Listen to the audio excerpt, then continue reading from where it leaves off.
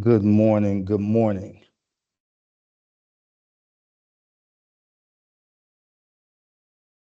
Good morning, Good, Commissioner Good Mohammed. morning. Good morning, good Commissioner Mohammed. morning. Thank you. Thank you.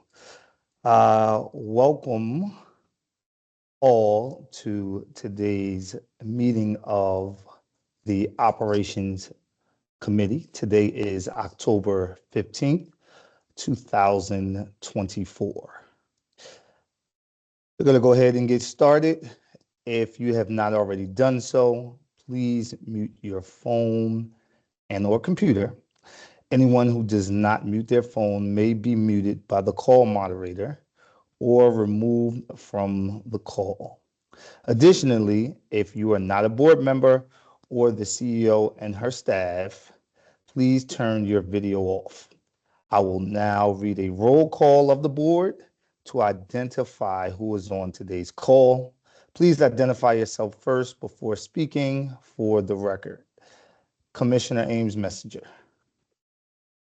Ames Messenger present. Good morning. Commissioner Coy. Good morning. Commissioner Coy present. Good morning. Commissioner Parker.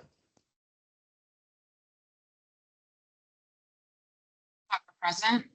Good morning.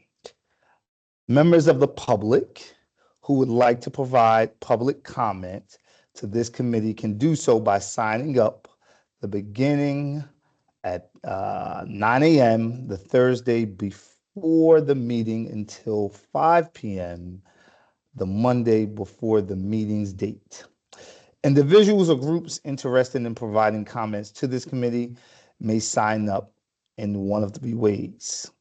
Contact the board office at 443-642-2095 or visit the board office at the Alice G. Penderhughes Building, 200 East North Avenue, room 406, or by emailing the board office at schoolboard@bcps.k12.md.us. I think I'm getting used to it.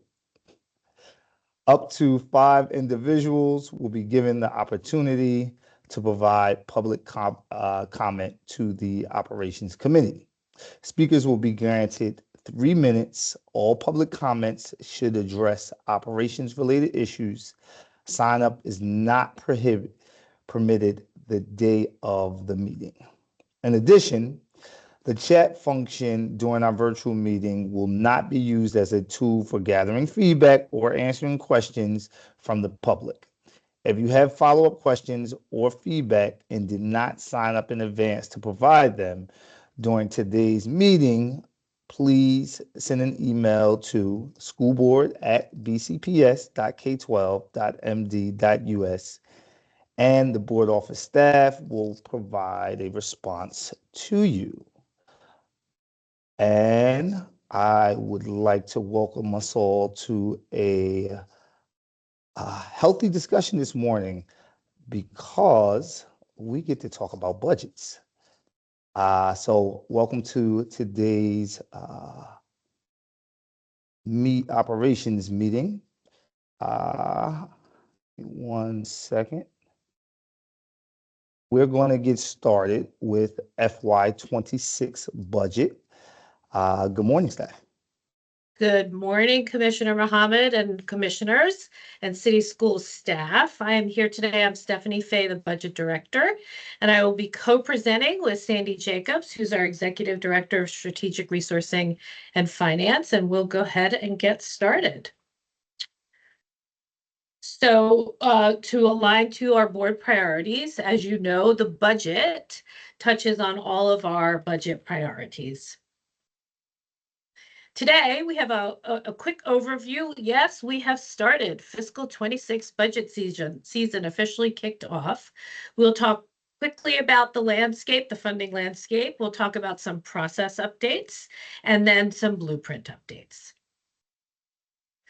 So just to talk about the very, very preliminary projection, just so that we're all grounded in what we're looking at for fiscal 26, I wanted to remind everyone that, again, our largest jump, of course, was when the blueprint was implemented.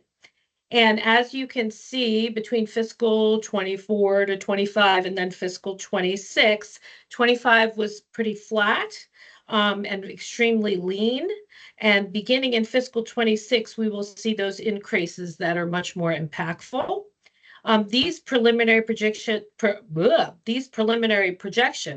are based on, of course, the appropriations statute, and then the final numbers, once we will know them, are based on, of course, when it passes at the state level, and then the final enrollment numbers. And that 5% increase is approximately $70 million for this upcoming fiscal year. Okay, longer term revenue projections, as we notice as the years go forward, they are noticeably steeper. We know the funding stream is idiosyncratic. We've known that from the beginning of the blueprint. And then after the fiscal 26 appropriations scale up, however, again, these are always fully dependent on finalizing at the state level each year and the impact of how we do with enrollment up and down. Okay, so going into our budget planning process for fiscal 26, first I wanted to talk about some of the highlights from this past year, the good and the stuff that we're still working on for fiscal 26. There are 4 pieces that comprised of our new and improved budget planning process. And these were all put together through our new budget ambassador group that we kicked off last year. We wanted to highlight all of these school processes that went into place. Let me talk a little bit about the roadmap. That was our old guidance turned into this wonderful new roadmap for the schools. It was summarized by all of the key requirements and recommendations, including some funding sources that they could use to put together their budget. It was organized thematically, and we had 2 different versions of that roadmap. The calculator planning tool was brand new for fiscal 25, so it was a new piece that we added in. This was an Excel-based school tool. Once they punched in their school number, it was preloaded with their requirements to assist in building the budget for last year. The priorities in action, again, was also a new piece that we added to the budget process for fiscal 25. We highlighted the key district investments related to each of the priorities to help the schools put together their budgets a little bit more aligned. And it included recommendations on how to build your budget. And then the reference guide, again, was a brand new piece. It sort of supported the roadmap. It was taken out of the old guidance and it was put together in its own way by department with different links and places to go for more information when you built your budget. And the exciting news from fiscal 25 was due to this new team putting together and all these new tools that we put into place for the first time ever in City Schools history, all of the schools submitted their budgets and central office on time by our timeline. So that was very exciting for us this year. Now it's a new level that we need to hit each year. Okay, and just to quickly highlight on some fiscal 26 continuous improvements that we're going to be focusing on this year with our budget ambassador group. We are going to take on improving the budget collaborative experience for the school leaders. As you all know, and Courtney has mentioned, year over year, we're like the only district who sits down with each of the schools during the budget process, which is a huge feat. We are going to try to streamline that and make it a better experience for the school leaders this year. So that is a goal. We are going to continue the refinement of the tools that we just talked about and enhance them a little bit. And we're also going to put a 3rd set of roadmap guidance for just the middle school. And then we're going to continue to build that cohesiveness across all offices so that the experience in building your budget becomes non-stressful and more fun. And at this time, I'm going to turn it over to Sandy Jacobs. Thanks, Steph. Good morning, commissioners. Of course, we can't give you a budget update without also connecting a little bit of update on our blueprint implementation. You know, they're so closely connected. we submitted our 2024 Blueprint Implementation Plan in the spring. This year, the MSDE and AIB have divided the approval process into 7 discrete reviews of things that we submitted. They actually divided the plan itself into 3 separate reviews. First we submitted a part in March that was an overview of our implementation. And then we had 23 questions to respond to, which were divided. The first 22 questions were a single review. Question 23, which was on resource allocation and ties to the budget. So we're going to talk about that one a little more in a second. What got its own separate review, we had to provide an attestation that we achieved the 10% teacher salary increase that is required under the blueprint. We did not need to update our career coaching MOU. Our MOU was still in good shape. That's the MOU that supports our career coaching work with the Mayor's Office of Employment Development and BCCC to provide career coaching to all our middle grade and high schoolers, our pre-K to 12 literacy plan, and then also our career ladder plan. So of the pieces that we've submitted, we've not yet submitted our career ladder because we are still in negotiations. We haven't yet come to agreement with the bargaining unit, but all the other pieces that we submitted, we've been notified have been recommended for approval by the AIB. We will get that career ladder piece in as soon as possible. But I did want to highlight this question 23 for a second. So the question on resource allocation was where districts had to describe both how we were meeting the 75-25 minimum school funding requirements, which, as you know, is the centerpiece of the blueprint, that so much of the funding follows students to their schools, as well as show how we were investing in all of the 5 pillars of the blueprint and how those investments would increase over time.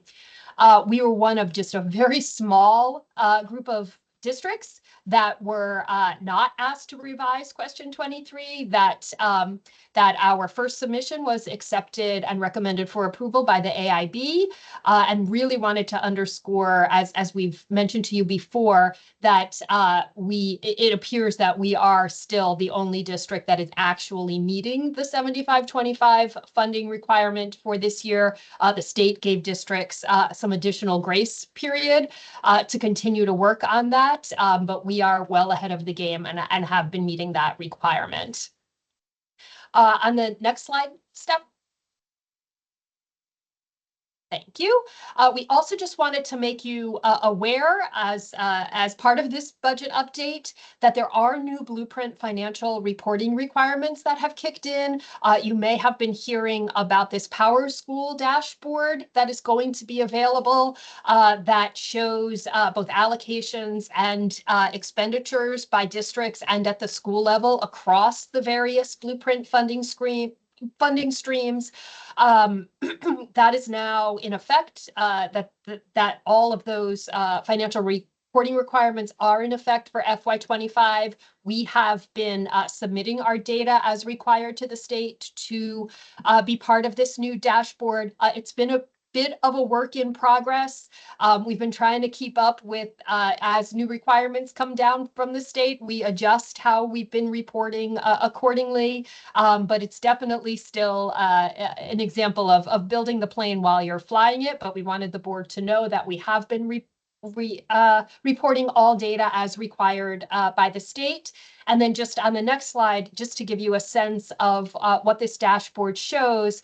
Right now, it's still pretty limited in what it shows. I think there's a little bit of perception as this dashboard gets talked about that it's just like this, one-stop visualization that will show everybody everything about Blueprint funding. We hope it's going to get there. All our required data is in, but the visualization right now is still pretty limited. But we just wanted to give you a sense of how that works. We're not sure exactly what the state's timeline is to make the PowerSchool dashboard available to the public. We know that is the intention. This is the pilot year. We think at some some point in the year, they are likely to begin that public sharing, but we don't know exactly what that timeline is just yet. So that is all we have for you this morning. Happy to answer any questions, hear any comments you may have. Commissioners, the floor is open.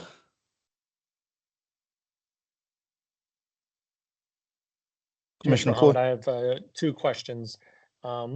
The first is about the budget process and tools, and specifically it's about what tools are being used. You reference Excel in one of the spreadsheets, but I'm also interested in understanding to what extent either tools are being used or are planned to be used, such as the new ERP system or some of the All of You budgeting tools that I believe the district is utilizing. So just getting a sense for what are the suite of tools that are either already rolled out or being rolled out.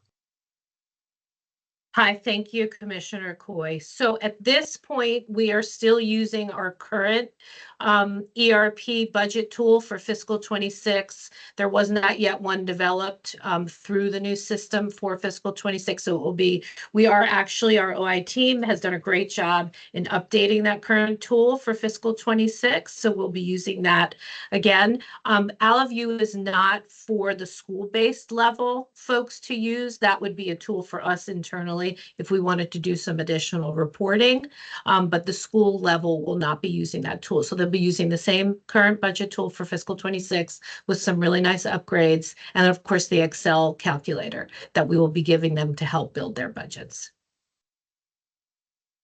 Yeah, and Stephanie and Sandy, if you don't mind, I'd like to jump in just a quick second for the commissioners. One of the things I think is missed often when we talk about this is that we effectively, in order to meet the state requirements for this Power School dashboard, they wanted data that was very different than a lot of the things that we do or we calculate. And we had to build a whole separate system just to meet the state requirement. So we're trying to get Fusion up and running and solid first, and then we will we will move that extraction over to Fusion. But yeah, the state requirement made us build an entirely brand new separate system for them. With guidance Yeah, thank coming you in for- bits and pieces. Yes, yes. Thank you, Sandy. Thank you very much for that. Yeah, no, thank you for that additional insight. My second sort of question is more of a comment, perhaps, which is a thank you, because Sandy, I know it was, I guess, 6 or 9 months ago at this point that I'd requested some of the blueprint information to be in the library and board docs, and maybe I'll just highlight this for other commissioners. It is great to see that there is in board docs a library that has all of these materials. Admittedly, I've not gone through all of them, but I have seen in the plan of the Kerwin deliverables, the items that you highlighted here are actually highlighted in that document as well, showing like what is coming up and what to be anticipated. But it's obviously a overwhelming number of different reports and documents and requirements. But thank you for the way in which you all are studiously and fastidiously focused on those items. So thank you for providing that for us as board members, board commissioners to be able to see and review, and for the updates here as well as others' contexts. Thank you, Commissioner. Thank you, Commissioner Coy. Commissioners, any other further questions?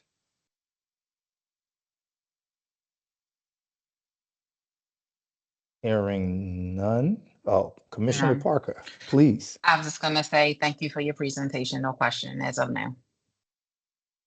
Thank you. Hearing none. Thank you, staff. We appreciate the update.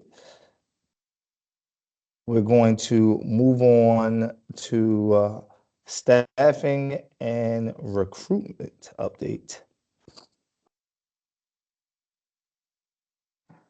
Good morning, everyone. I am William Morant. I'm the Director of Talent Management. I will be providing the teacher recruitment and staffing update this morning, along with my colleague, Sarah Rebello. Good morning, everyone. Good morning. Good morning. Good morning.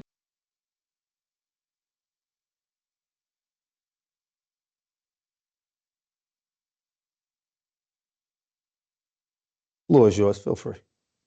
All right, so for the teacher recruitment and staffing update, we will cover the robust and varied pathways our high quality staff into teaching here at City Schools, which speaks directly to Board Priority 2.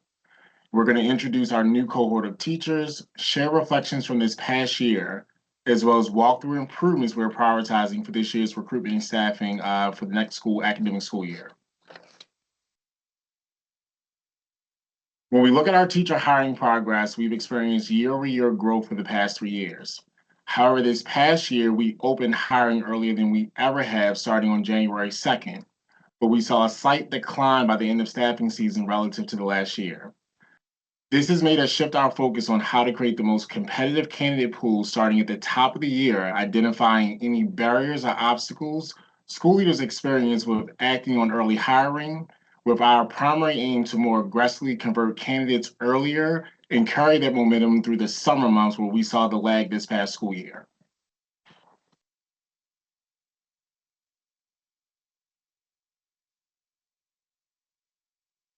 Despite historic high overall teacher hiring, we still had a significant number of vacancies requiring coverage by a substitute teacher. We identified these vacancies by engaging with school leaders and understanding which vacancies were operationally critical at the start of the school year. The contents of our primary concern are primarily elementary and special education. We've continued working with our recruitment team to exhaust all efforts and match any available and viable candidates starting from the start of the school year up until now to match them directly with school leaders so that we can continue to bring the vacancy number down over the coming weeks and months. So just to give you an overview about the teacher cohort this year, some key attributes, do want to highlight that the teachers coming in through our traditional pipelines, so Baltimore Teacher Residency, Teach for America, and City Teaching Alliance. Post-pandemic, those numbers had significantly dropped, and I will say that that number is slowly increasing, and we anticipate that that number will be even higher next year. We were able to meet a lot of the ESOL and STEM needs for this year with the hiring of international teachers. We'll have a slide later that tells a little bit more information about that. And we're also continuously building opportunities for paraeducators and substitutes to become teachers as well.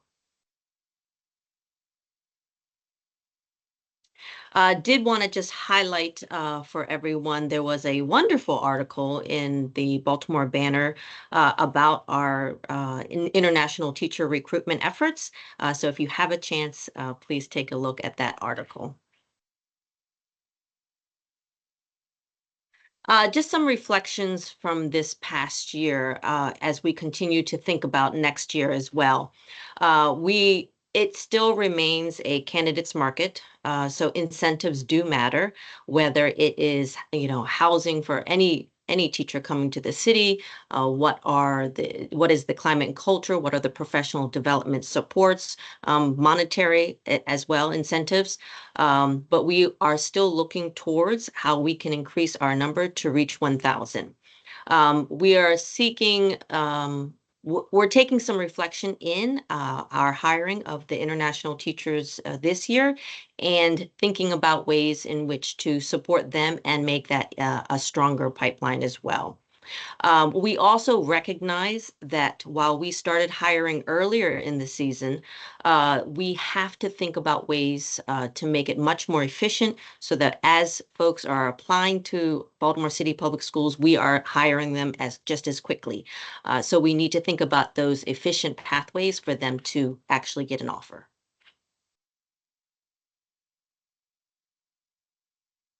I wanted to highlight again some of our recruitment efforts this year and thinking about in terms of how we move forward next year. Again, the alt-route programs saw a significant decline post-pandemic, and this is actually the first year that we're actually seeing those numbers increase. TFA had a full cohort of almost 90 folks who began the year with us. CTA has experienced a management shift over the summer. They are really building out their processes, and we actually plan to see a significant increase with them. We also started a new partnership with Johns Hopkins University to bring in a small cohort this year. Hopefully that will grow next year as well for STEM positions. We continue to build on substitute pathways to teachers, the para pipeline to teachers, our international teachers as well. Our intern teachers, we are actually going to look much more closely in how we recoup the interns that are working within our city. We've identified this year there were approximately 80 interns, but we did not see those interns sort of flip to teachers in our district at a number that we would like. So we're going to have a concerted effort next year. Referrals continues to be one of our strongest sort of outsourcing. The amount of referrals that come from our city schools staff already has been a high way for folks to come into our district. Online campaigns, we tried a few new ones this year. We actually will look towards other opportunities with in a group called Diversity in Education to have online campaigns as well. In our recruitment events, what our data showed us is that our applicant pool are coming from the tri-state area or those states very close to us like New Jersey. Therefore, the focus really was on district-sponsored events locally, as well as the HBCUs and tri-state areas. When we think about the strategies, and we're going to move to talk about 4 strategies in thinking about our 3 strategies, sorry. One is broken into 2. We're really looking at what can we do in the short term and then what is long-term plans. So some of these are a mixture of what can we do in short term and what can we do in long term. So our first strategy is really looking at internal pipeline of staff moving into teacher roles. So we could have the conditional and resident pathways. We've increased those numbers, trying to identify people who have a bachelor's degree but are not teachers, or who have an associate's degree, how to support them with our partnerships so that they can get into a bachelor's degree program to become a teacher. Our tuition reimbursement package is one of the strongest, and so we are definitely promoting that, and that will be something that aligns to our partnerships as well.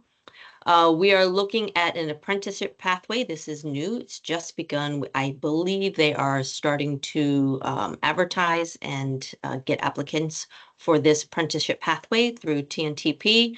And that is looking at paraeducators with a job-embedded training during the school year.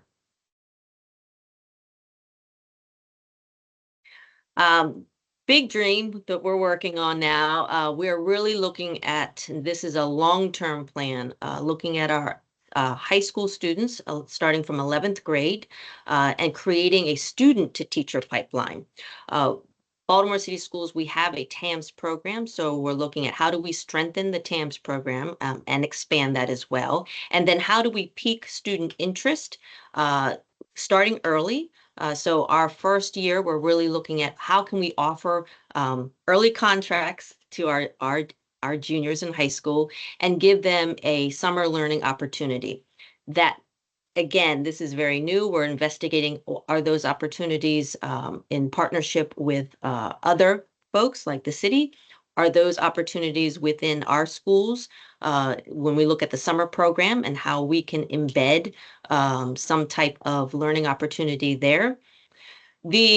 Then thinking more long-term, year 1 and year 3, right? We're in discussion with our university and college partners, thinking about dual enrollment, starting in 11th grade, would not start till year 2 though. Considering how do we have paid summer internships and how do we have support for parapro practices. The reason, our hope and intent is that our 12th grade seniors, when they graduate, we can actually offer them a paraeducator position so that they can also work and go to school. This would align with any partnership that we're in development now on how to make that happen.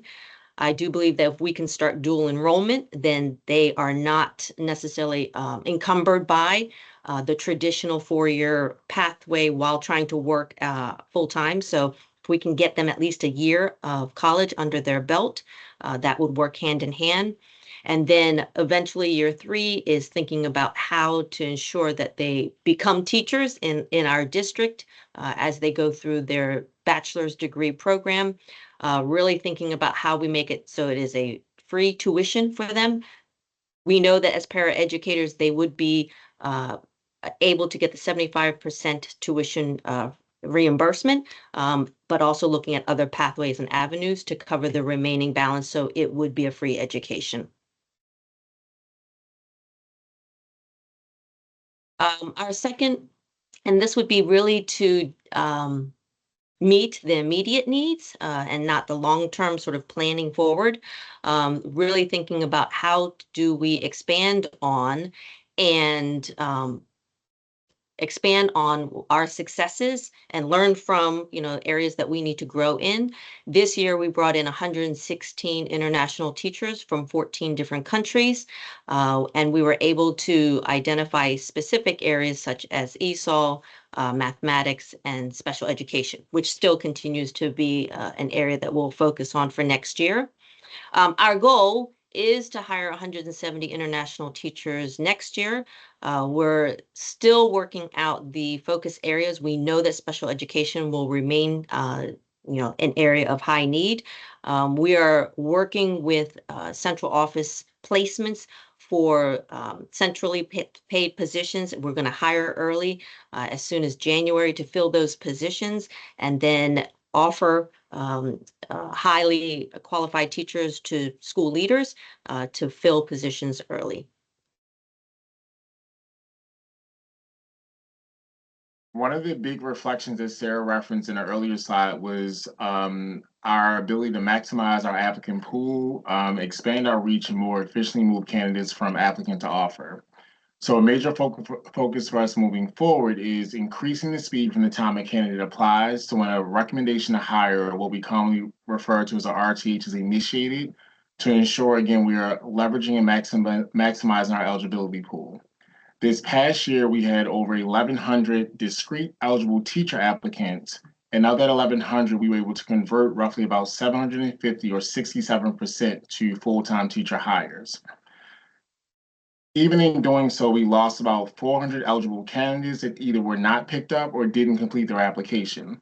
Once we began to realize this at the beginning, middle of the summer, we took some immediate steps to see if we could convert more of these applicants to fully completed and or full-time hires. Some of the things that we did was have our recruitment associates curate a list of confirmed viable candidates that they then provided to the talent management team, and we connected them directly with school leaders that had vacancies to fill that these candidates could move seamlessly into. We also surveyed applicants throughout the summer to continue to gauge their interests, also get understanding from them of what were their preferences or the types of schools that they were primarily looking to be hired in. We brought on temps to make daily direct outreach via phone and email to encourage completion of the applications, but also to glean some specific and personal information so that we would have better insight as to what types of school models, what types of school leaders they were looking to work for, and then connecting them directly with those school leaders, again, to increase the amount of conversion from candidate or applicant to full-time teacher hire. As we look to next year, we're trying to build on that success as well as close any gaps that we have in our process. One of the major steps that we've taken is moving the recruitment team, which is primarily tasked with sourcing, recruitment, and screening of applicants, and placing them in the talent management team, which does a lot of the direct placement and working with school leaders under one director. We've also launched an RFP for a new applicant tracking system, or ATS, with better functionality to make it more user-friendly, but also a more seamless process for applicants when they're completing their applications to get to fully complete and into the eligibility pool where school leaders can look and screen them, but also make selections for hire. And we're looking to launch that in fall 2025 with an impact on 2026 hiring. And this concludes our recruitment and staffing portion of the presentation. And Sarah and I are here to answer any questions that you all may have. Thank you. Commissioners, the floor is open, please. Thank you, Mr. Chair. Less of a question, more of a comment as far as the international teachers. I'm really hoping that in the next school year, we do recruitment, hiring, placement, really, a lot earlier than we did last year. And also, I don't know how this fits into your portfolio, but I don't know if teachers rather can be placed in some type of support group so they can be, adapt to our culture here in the United States and here in Baltimore. Also, I never thought of it, but someone mentioned it to me, just having knowledge around small things like our climate. It gets cold sometimes. Like today was a cold day; it was 41 degrees. So there are probably some teachers who have never experienced winter. So just having some forethought around the teachers that we're bringing in, making sure that they're coached, making sure the first day is successful, and that the first day is not a struggle. Yeah. And I just do want to address your point. We actually recruited teachers back in November of last year. We hired the ESOL teachers in January. So we set up all of the interviews, virtual interviews, and they were placed. I think that the trick, I say trick, I don't know if that's the best word. Challenge. But I think the challenge, yes. The challenge is that we can't actually place them until school budgets are done, right? So until school budgets are finalized, nobody can actually be hired into a position. It's challenging, right? Unless the position is a current vacancy, which the principal knows they're going to keep next year. I mean, so there are some nuances, just not in terms of the recruitment aspect, but the placement aspect of it. So, we're still working to sort of tighten that and, expedite it as much as possible. I will say that all of the international teachers this year and Katya's team in academics did an excellent job. I think she's created over 6 different PLC, professional learning communities, that meet monthly, and that is really targeted for international teachers to provide them the support and guidance and questions, professional development that they need. In reflection, we realized that what we would like to do, and this is of course a budget allocation discussion, but we would like to seek budgeting to provide international teachers with 2 days of training prior to New Teachers Institute that is specific to them, to go over just the things that you were talking about. Basic weather, right? Certain climate and culture aspects of our schools. We know technology was a big struggle. One, because many of them don't have to do the same high level of technology use in their countries. So really getting them acclimated to our systems. So we are going to request, right, being able to bring them in for specific early professional development in that respect. Yep, and I'll just add another thing that was brought to my attention: transportation. I know there were teachers who were finding housing, like in Baltimore County, and finding it hard. They didn't have cars and finding it hard to make it to some of our schools, especially like in South Baltimore. It's not like a rail system.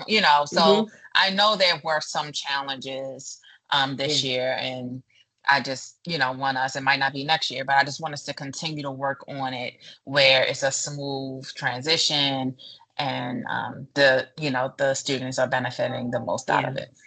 Agreed. And again, this is sort of the growing pains of bringing in such a large cohort this year. I do think that one benefit, so historically, this is the first time we brought in teachers from across, the globe, right? Historically, the international teachers have been a very strong cohort of Filipino teachers.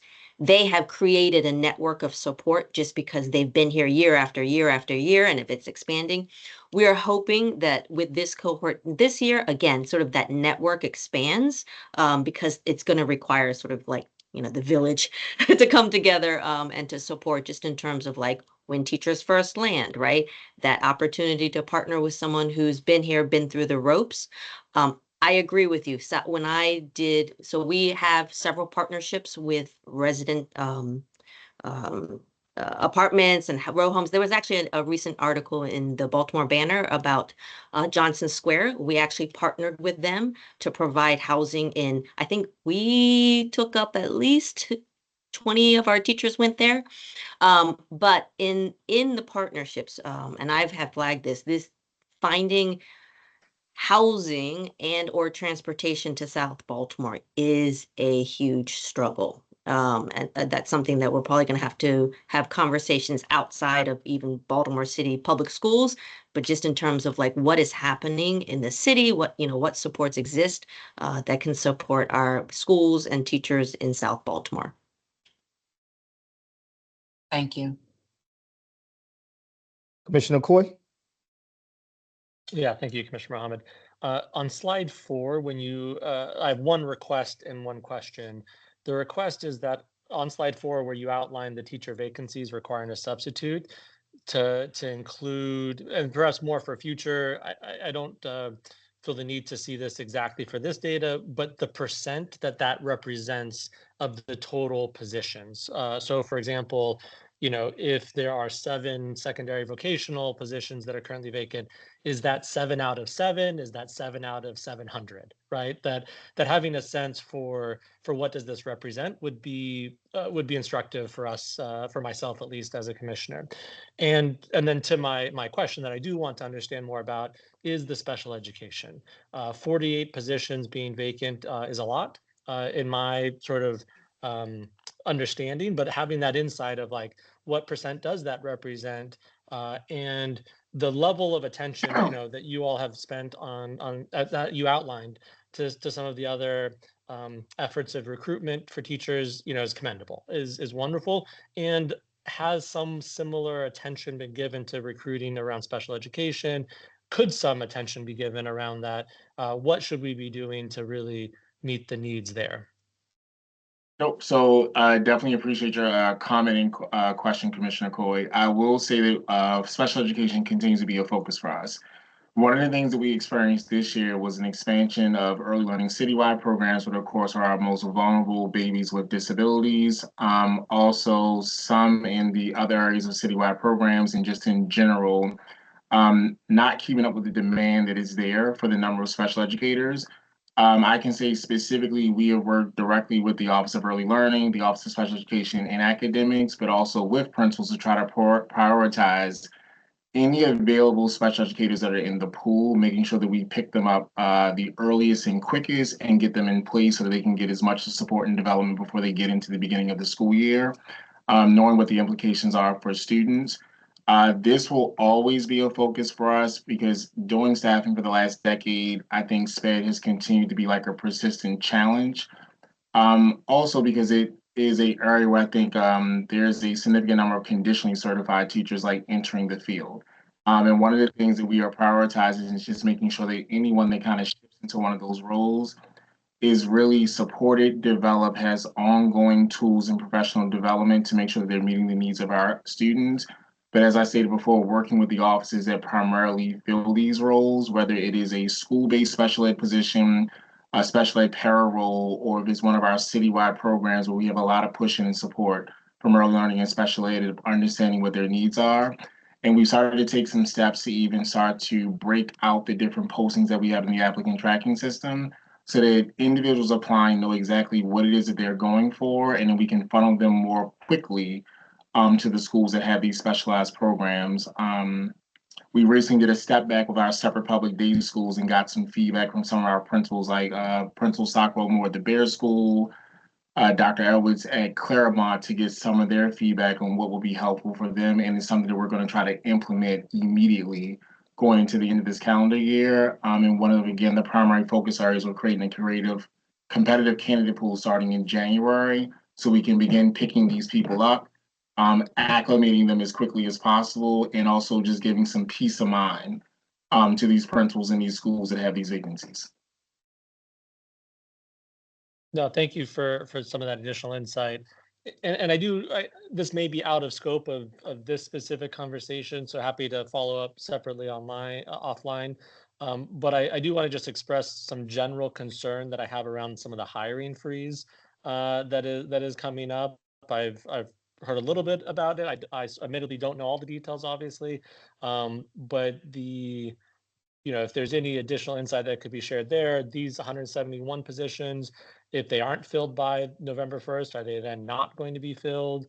I just think a time and attention should be spent in exploring what the full range of options are there and examining to say, is there a way that we could, and again, that's outside of this scope of conversation. I don't want to take away from all the the hundreds and hundreds of folks that have been hired, and you all have done such tremendous work. But I do think this is in need of additional sort of understanding, attention, and I just have concerns there. Nope. And again, Commissioner Goy, I appreciate you raising that and elevating it. We will not take our eye off the ball. Hiring has not stopped. And so one of the things that my team does is we meet with principals on either a weekly or bi-weekly basis, but also checking with their supervisors, the ILEDs.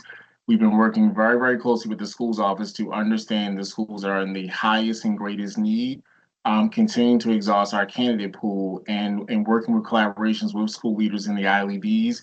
We have kind of identified some of the areas where we have candidates available and getting those principals to act as quickly as possible before the cutover where we won't be able to bring anyone on board. But that's not to say that during that time period, everything will stop. It just means that we may not be able to process them and we will pick up immediately at the top of the year. But any and all places where we can place someone in a classroom in front of kids where there's a need, we are going to do so. So it's not going to be an instance where we just say hiring is done and now we're focusing on the following school year, which is nowhere near here. We're meeting with them on a weekly basis. And then, like I said, my team is meeting with the ILEDs and we are sharing updates on where we think we need to focus our attention and where we can pull the trigger on putting someone in place as quickly as possible. Commissioner Coy, I appreciate you raising that as we raised it during our last meeting. Director Morant, I think we're going to have two asks. One is going to be, you just shared during Commissioner Coy's previous question around special education. You shared some critical information I think that will be helpful to the board as a whole. The ask is that you add that information to the presentation so that when we share the information as the entire board, they can have that full picture of the work that you're doing, because the work around special education and hiring is a critical need to the board. I'm going to also ask that prior to the hire on or the stoppage, that the board receives a report on where our current vacancies are. Okay. Because there is a concern, we have to be able to support our students, particularly our special ed students, with the required staff. That holdover is a challenge for us, and we're really trying to find a way to become more comfortable with it, and understanding where our numbers are and how we're actually going to meet our children's need is going to be helpful. So thank you for that, Commissioner Coy. Thank you for raising those concerns. Any other commissioner? Commissioner Ames Messenger. Okay, so I do have another concern. Well, I'll start with this. The retention of interns and the student teacher pipeline, I'm very excited to hear. And this is not the first time I heard about it, but you raising it continues to show that it's an important project, and we really want to hear about this and the fruit that comes from it a little bit more often. So if there's opportunity for us to have conversation towards the end of the year around the goals that we have, and particularly in retaining this year's interns and the processes, it will be extremely helpful. And then we also saw vacancies in elementary education, significant vacancies in early elementary education. For the sake of public, for the sake of this meeting, can we speak towards how, particularly in elementary education, how we're mitigating those concerns? So sure, Commissioner Mohammed, I can launch into that. And so just to be clear, the vacancies that we have in elementary are inclusive of pre-K through 5. Okay. We can disaggregate for you, and I can make sure we get this information like of where they are spread across schools. What we typically do is meet with principals to understand, one, is it a critically needed vacancy for operational purposes? We also engage principals understanding class sizes and then try to provide any supports that we need as far as coverage. So coverage could look like someone that is out of the classroom that we may need to push into a classroom to make sure the kids are receiving direct instruction. It is working with our team around viable substitutes and funneling those substitute candidates to those classrooms or schools to make sure that someone is in place. And then again, as I spoke to, regular check-ins with the principals to see how things are going.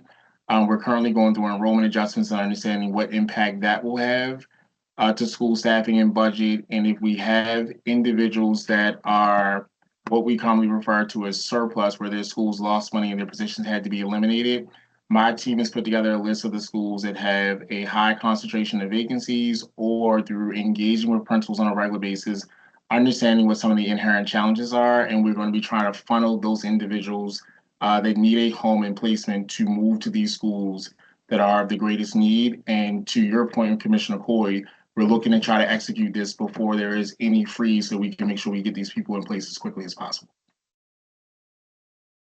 Thank you for the update and the lively conversation. We appreciate it.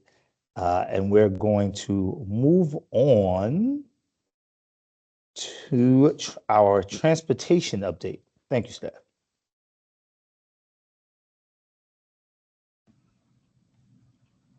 Good morning. Good morning.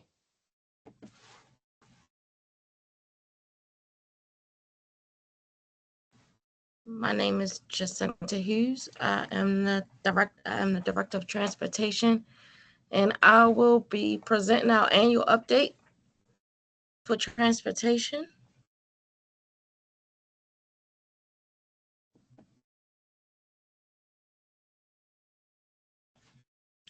First, we will provide an overview of our transportation services, discuss our current and planned initiatives, and discuss some of our challenges and competing priorities.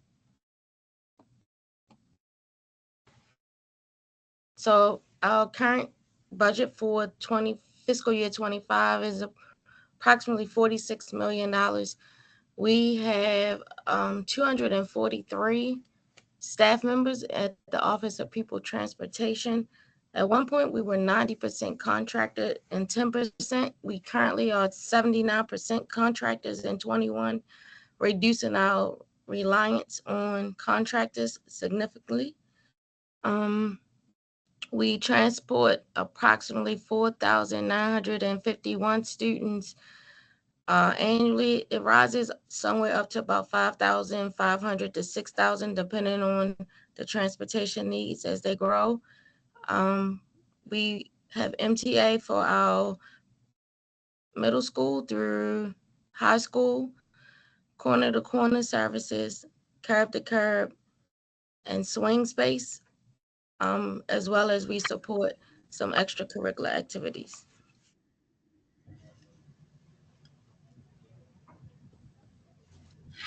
So here we just wanted to kind of give you a brief visual. And it's not working. Hold up. Okay. How transportation in the city looks. So if you are familiar with our surrounding LEAs, they do a lot of corner-to-corner transportation for their students. However, because we do mostly transportation as a related service, we are transporting directly to the curb of students' homes to their school address, and it can our buses can go anywhere between 1 mile to 12 miles to transport a student on a daily basis.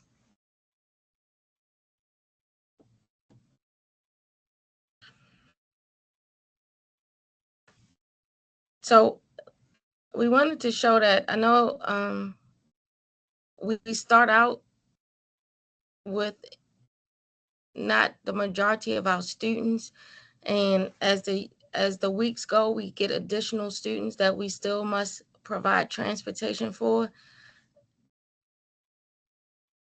And this just showed you how our numbers increase from week to week. And each time that the number address increases, or we have a new record for a student, then it also impacts the other students that have already been routed. It could be up to 4 bus changes needed to accommodate one student, because we are at our resource limit. So we would not have the resources to create an additional route for students being added. So they are added to the routes that are already currently operating and routed. And it approximately takes our routers about 45 minutes to update new bus routes. And that includes notifying families, notifying schools.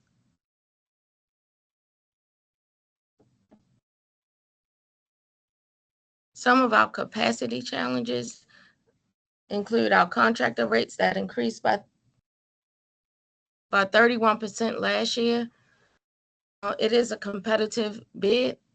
We did our best to limit the cost as best as we could, but that does impact our budget. So we also have a limited number of vendors who decided to bid on the contract.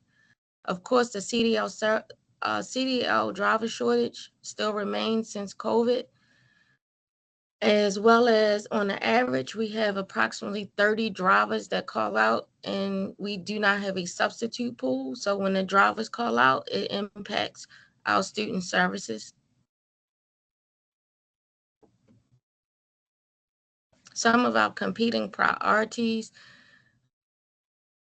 is the student placement. Transportation is normally the end user. So as our students are placed to different schools for various reasons, oftentimes transportation may have to transport the student outside of an area, which then also limits our resources, because we also have to be mindful of the ride time that all students. We had a robust initiative in the district to increase pre-K 3 and pre-K 4, which also increased our transportation. And as spots closed in areas that was closer, then we had to transport students further with car seats. Car seats and harnesses, which also caused additional time for us to board students. So our balancing act, we do with all our competing interests, we still manage to provide safe and consistent services to our students that have been approved for transportation as a related service.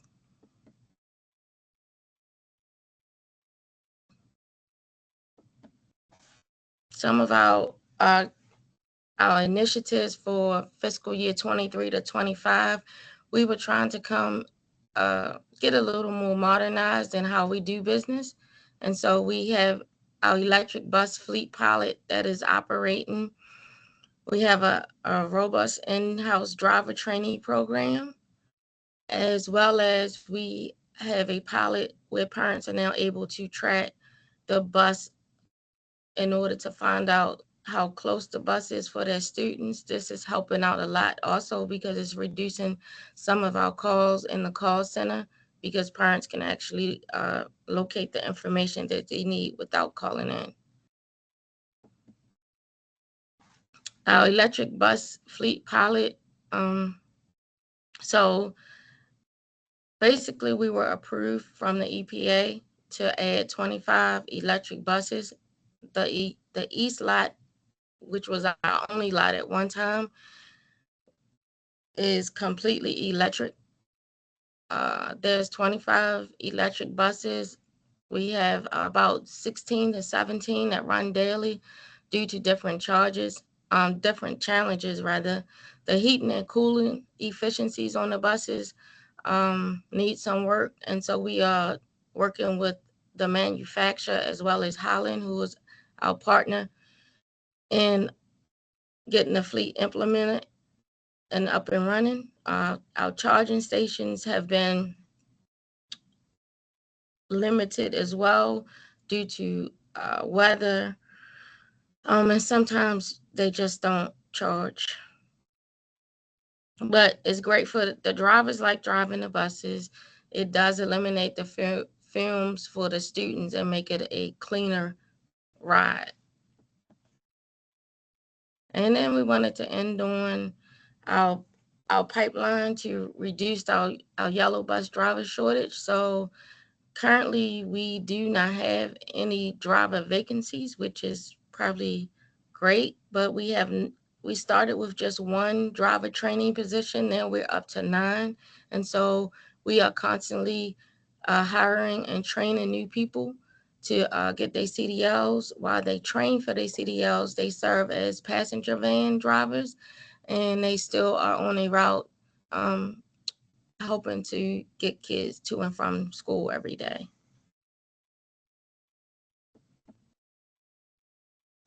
Any questions?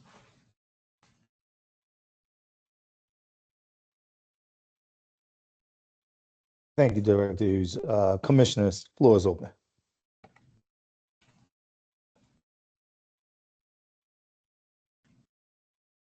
Commissioner Parker? Commissioner. Yes. Oh, go for it, Commissioner Parker. I'm sorry. Good morning. Thank you for your updates and your presentations. I think we met before over the summer, and I told you that I am the parent of a special need student. So I've seen this process. He's in the 12th grade now. So I've seen this process over a number of years. And, you know, I'm excited about your updates. I'm also still looking for the day where we really kind of nail this. And, you know, again, my son, the first day of school, I don't think he had transportation maybe until like the end of the first week or the beginning of the second week. And he's been in the system since he's been 2 years old. And I was told he wasn't routed or his name wasn't on the list, something like that. And I'm okay with that because I don't live that far from the school. And fortunately, myself and my husband, we have transportation. Where I suffer is I know there are families who do not have transportation. And a lot of times the student's school placement is across the city. So I'm definitely looking forward, to working with transportation and helping through any challenges where this is almost a seamless process, and that students are excited and able to go to school and able to go on time and without a lot of hiccups throughout the school year. So thank you. Thank you. Thank you, Commissioner Parker. Commissioner Coy? Yeah, no, I appreciate these updates. I think it was my very first operations committee meeting that lined up with this October transportation update. And the progress over the years, especially with the introduction of the vans, I'm glad to see sort of improvements and certainly have room to continue exactly down that path. My question, however, does go back to something that I know has been a point of conversation over the years, which is around Bell's schedule. And it's referenced, briefly, and I know it's been talked about previously, but some of the alignment of Bell schedule to facilitate, for a variety of reasons. But all of those reasons to have the Bell schedule that we currently have, I don't believe is the first and foremost reasons around sleep schedules of our middle and high school students. And I know there was a recent report and broader conversation in the community, including there's a conference here in Baltimore this weekend all about later start times for middle and high schools. The research showing the benefits of that. And so, it's a conversation that I understand where, the progress we've made this, that has been reported on. And if this is a broader conversation, happy to have a broader conversation over time, not just right here in this meeting. But I do think engaging in a discussion around middle and high school start times to sort of examine that and say, is there benefits that would outweigh some of the logistical considerations, or what are some of those barriers would certainly be of interest to me. Yeah, we've been having some discussions as well, so thank you. And we are trying to see if we would still be able to maybe switch to some later times, but still be able to link the buses. So the past 2 years, we have not had more than 50 kids unrouted prior to the bell time changes to where we could link and use one bus multiple times. There were at least 100 kids where we could never get to during the course of the year because we just didn't have the resources. And so one of our main concerns is having the resources for our most fragile population. But we are definitely engaging conversations to see how we could possibly get later times for middle school and high school students. Appreciate the question, Commissioner And it Cole. has been great. Last thing I'll just add, it's been great to see also the steady progress being made, shifting away from some of the contractors into in-house. I mean, that I think it was like 90% or more in previous years. Yep. And the concerted effort that you all have made along those lines. I mean, just progress all in lots of different places, so certainly feeling the benefits of that. So thank you for examining and looking to say, how can we continue to improve. Thank you. There's a question regarding the training program. So you have the training program now that we have staff in that are receiving their CDLs, and until then they are being placed as driver or bus aides on the buses. How many individuals do we have in that program, and what's the timeline for their completion? And do we have any rate of success in putting someone through that program? So I can get back to you with the exact statistics. Absolutely. But we have currently 7 people in the program right now. Our very first person that we had graduated during COVID. It depends on the person. We've had some candidates come and receive their CDL within 2 weeks, and some have taken up to 45 days. So we like to use the summer as our training grounds because it's a little less hectic in the office, and more of our team, our 12-month drivers, can also support the trainees. So anywhere after 45 days, I would say that's our maximum. And then we start having discussions if maybe the CDL program isn't for that person. Appreciate that. Do we have any current efforts in identifying, maybe through CDL programs, different opportunities for hiring these drivers outside of our systems that you can lean on? So I volunteer at an interviewing for Mine, which is a program that recruits CDL drivers. And so I've also,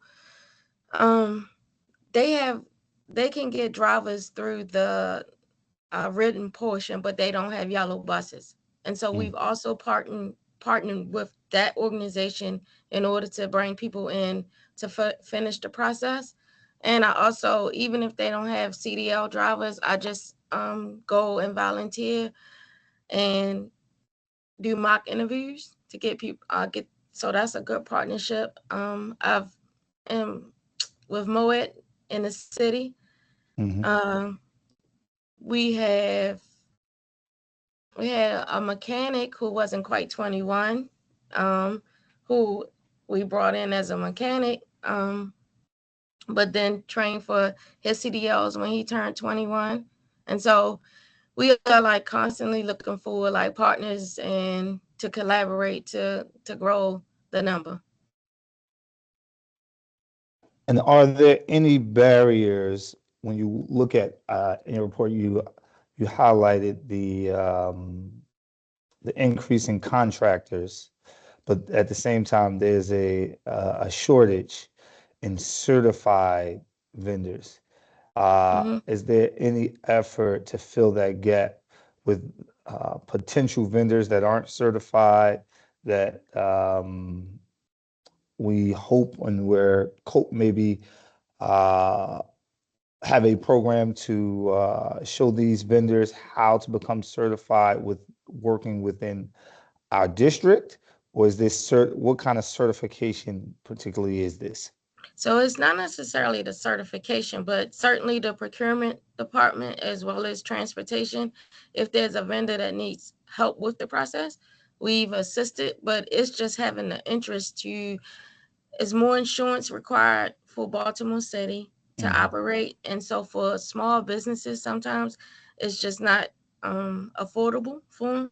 It's not necessarily the process as much as trying to get the interest. But I mean, my team and I, as we see buses and bus companies, we will reach out, send an email and say, hey, City Schools is looking for good vendors. And so we try to recruit that way. And if anybody reaches out and is interested, then we do walk them through the process. I appreciate it. This work that you're doing is so important because attendance starts everything. Yes. And our children lean on, at least a lot, lean on us to get them to our schools in a comfortable and safe way. And your team is doing a great job at that. And we, as a committee, look to continue to support you in your work. So thank you for the report. Thank you. And we are going to move on. Thank you, commissioners. We're going to move on into our compliance reports. We have policy DDA, our grant fiscal reporting, and commissioners, for time's sake, if we could hold our questions, we can present them and hold the responses in for staff to get back to us in writing as we are bumping against time. Thank you.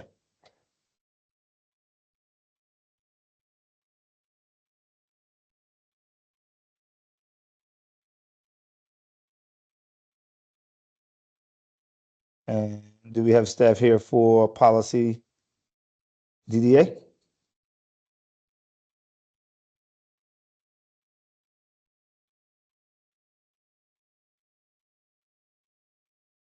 Okay.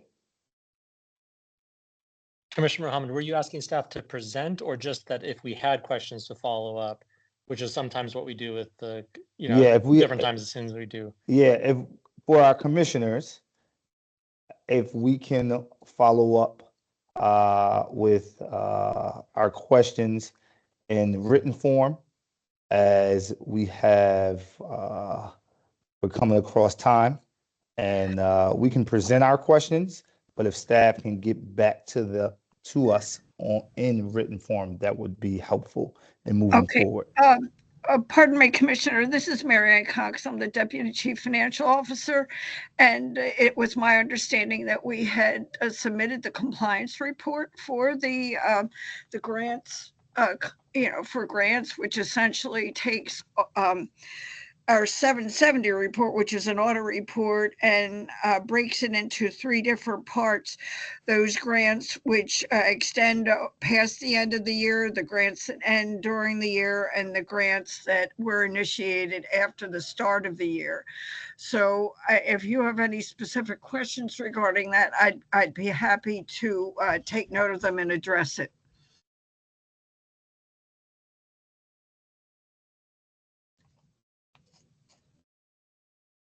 Commissioners, do we have any questions? We can present them, and Marianne, you can get back to us in writing if that.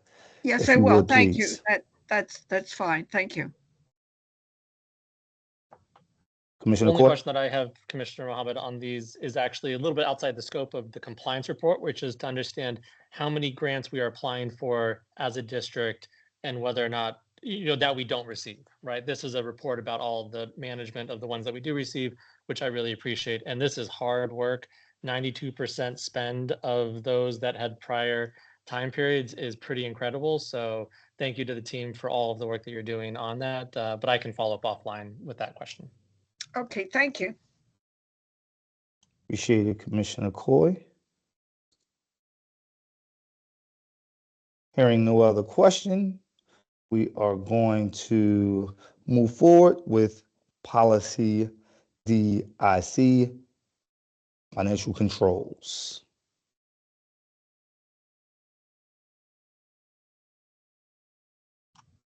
Oh, okay. Again, this is Marianne Cox, Deputy Chief Financial Officer. It is my understanding that there was a compliance report submitted for the board policy, and it relates to the submission of our annual audits each year. So as you can see that per board policy, the CEO will provide the board with the annual external audit report no later than October 15th, which is today. And finance will certainly follow up. That information had been provided and should be available to forward to the board. Marianne? Yes. I'm sorry, Commissioner Mohammed. This is Chris Doherty, Chief Financial Officer. I don't know why my camera's not working, but the financials have been forwarded to the board. It was a few days ago. I don't have the exact time, but I can confirm for sure that per DIC, it has been forwarded to the board. Appreciate that confirmation. Commissioners, any questions? Only comment that I'll make on this one, I know I've said a lot of things, so I'll be short, which is a thank you. I mean, the amount of work that you all do between the end of the fiscal year to October 15th for this size, and the clean audits and the sort of the work that you all do on this just cannot be sung enough as such a tremendous lift, effort, and just say thank you. That's it is well done, and kudos are deserved. Yeah, can I just emphasize quickly that is, I think this is year 15 of clean audits, correct, Chris and Marianne? I think it's either 14 or 15. That's right. No. Yes. So that is a major accomplishment. So yeah, kudos to the team for that, because that is not something that it should be assumed or is typical. So that is a huge accomplishment. Thank you very much, Commissioner Coy. We really do appreciate those words, and emboldened by those kind words, I will add for the commissioners and the public that LEAs across Maryland have a 3-month period to close their books, and it's generally considered to be too short of a period. For example, other government agencies of the size and complexity of city schools typically have 6 months, and they use every bit of those 6 months. As a vestige of state law, all of our LEAs have 3 months, and it is a sprint from July 1st to September 30th. So thank you for those kind words. And also, I suppose there's every year there are those who aspire to the legislature changing the period of time. And so for board members who are operating at that level, just know if and when it comes up the next time, I think every LEA in the state is unified in its desire to have it go from 3 months to something longer, whether it's not 6 months, 4 months is better than 3, 5 is better than 4, but just know that that's an issue and worthy of being pointed out to board members. And thank you again for the kind words. Yes, thank you. Great work, team. We are going to move on to our procurement.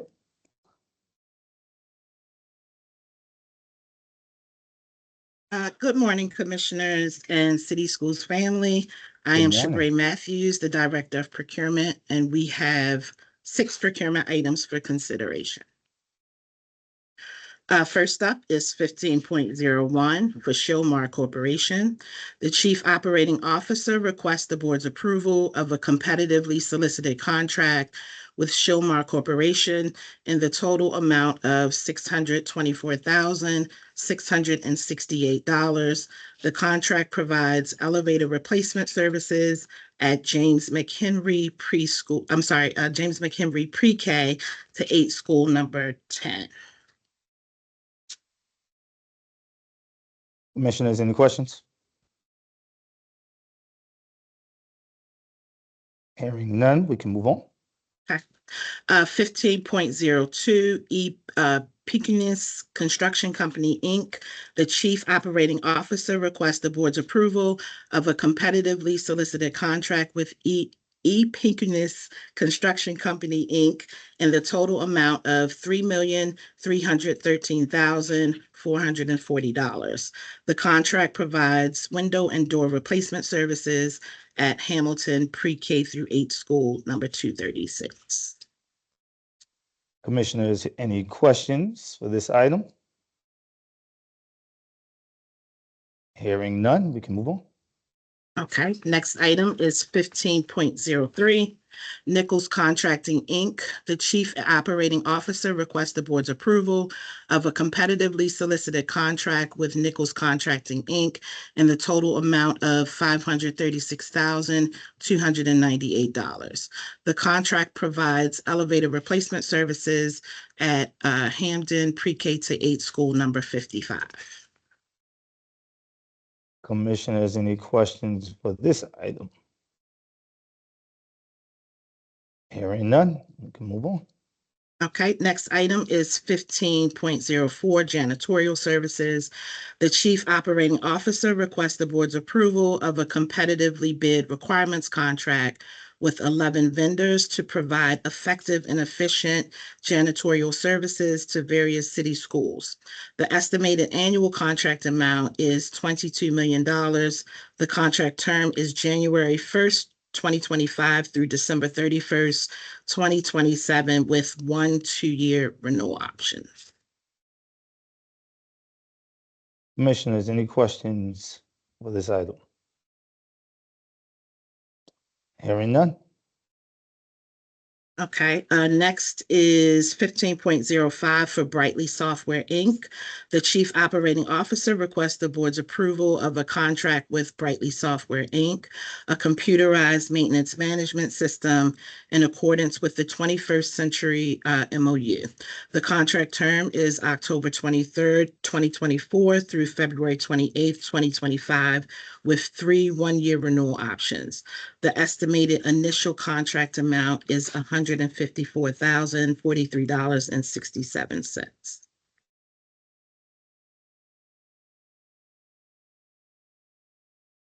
Commissioners, any questions for this item?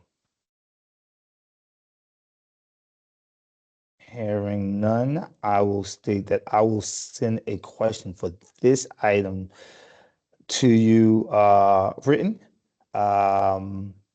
And just getting some history on performance. So you have an idea where I'm coming.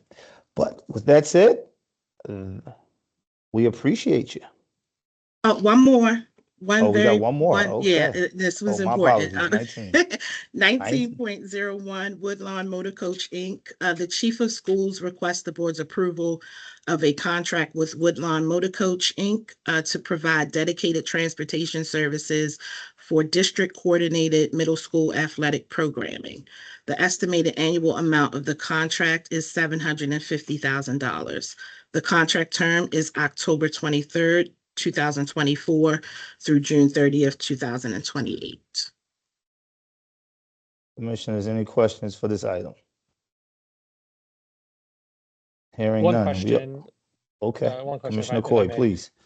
Well, and first off, just a thank you for all of the work happening in middle school around athletics. I know it's been a big push over the past 2 years, and obviously these types of supports matter.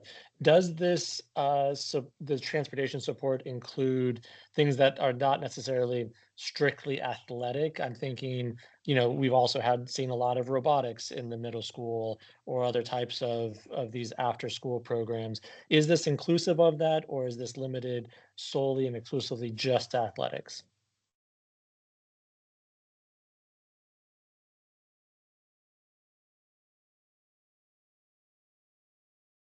Good afternoon, or I'm sorry, good morning. Go ahead, Chief Tanisha. Go ahead.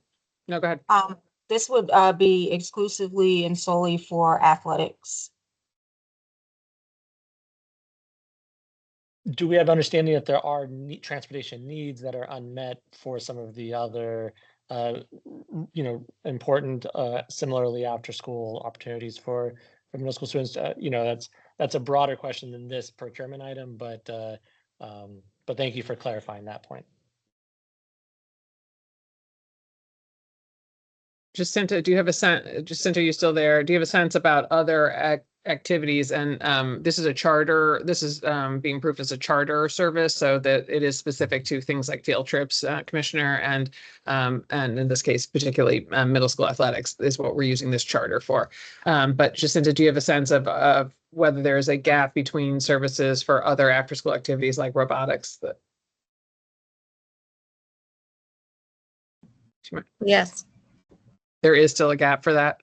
And as well as for field trips. Okay. So so this is just generally an area where this is why you're seeing a specific contract for middle school athletics, because this has been kind of the most significant barrier to try and create robust middle school athletics program. You'll see that other counties don't tend to have middle school athletics very much. And that's often the case because in other counties, there's other avenues for students to access middle school sports. There's not really as much of it in Baltimore. And we know we have a need to create pipeline opportunities for young people, because all too often our students are coming into high school and when they're playing a sport, it's the first time they've had exposure to the sport. And so we're trying to create more of that pipeline opportunity. And that's why we've worked so hard to create these opportunities, and transportation has been a large barrier for the reason that Jacinta just talked about, is just there's a capacity issue. This is as I said, a charter contract. And so the rules around it are slightly different. And so we can certainly, continue to look to see if there's ways to address the gaps that we have in terms of meeting all the needs of students. And the bell time question you asked earlier, Commissioner Coy, is directly related to these kinds of challenges. Just on that point, I will say we're always looking at the bell times, and we're very aware of the impact on young people for starting earlier. And we've called in kind of the key, some of the key experts in the field who advise other districts on this. And I've never forgotten that one of them said to us that when they go and work with districts about how to get their bell times more aligned with the sleep rhythms that make sense for adolescents, that they often see a number of challenges, but they've actually never seen all the challenges in one place the way they do in Baltimore City. So, lack of public transportation option or not as robust public transportation as there should be, and distances that students are traveling because of our choice process. Just the number of challenges that they saw here was unlike anything they'd ever seen. So, this is why we've worked so hard in this middle school athletics, is finding a dedicated vendor who can provide this support without negatively impacting the drive times and reliability of our getting students home from school safely in a shorter route times. Yeah, no, And there's thank more you work to be for- done. Yeah, no, well, and I'm in support of this, certainly, and this work, generally appreciative of it. So thank you. Thank you for raising that, Commissioner Coy. I think that this just gives me an opportunity to raise the great work that's being done around middle school athletics. And I would invite us all to take the opportunity, if we have not yet, to make it out to one of these middle school athletic activities, games, as staff are doing amazing work where this is needed. And I'm happy to say that we don't have any questions regarding this item. So thank you very much for your work. And Okay, thank you. I believe, if I'm correct, we do not have any public comments. And our next meeting date for operations, Dr. Junkins, is when? It is November 19th. Okay, November 19th. So until November 19th, we want to thank all for coming out and participating in today's Operations Committee meeting. Thank you, commissioners, for your time. And we will see all November the 19th. Have a good day. Thank you. Thank you, everyone. Thank Thank you. you. Thank you.